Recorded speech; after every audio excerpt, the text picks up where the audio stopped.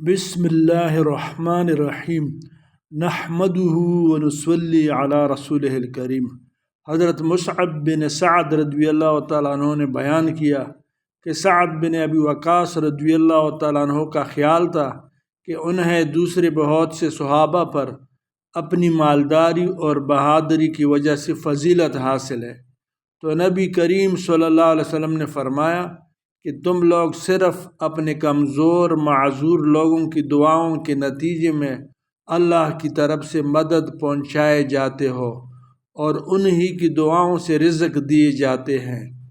صحیح بخاری کتاب جہاد اور سیرت رسول اللہ صلی اللہ علیہ وسلم، حدیث نمبر 2896۔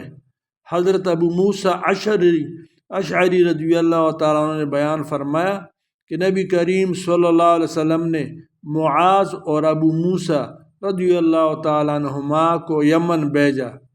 آپ صلی اللہ علیہ وسلم نے اس موقع پر یہ ہدایت فرمائی تھی کہ لوگوں کے لیے آسانی پیدا کرنا، انہیں سختیوں میں مبتلا نہ کرنا، ان کو خوش رکھنا، نفرت نہ دلانا، اور تم دونوں آپس میں اتفاق رکھنا، اختلاف نہ پیدا کرنا۔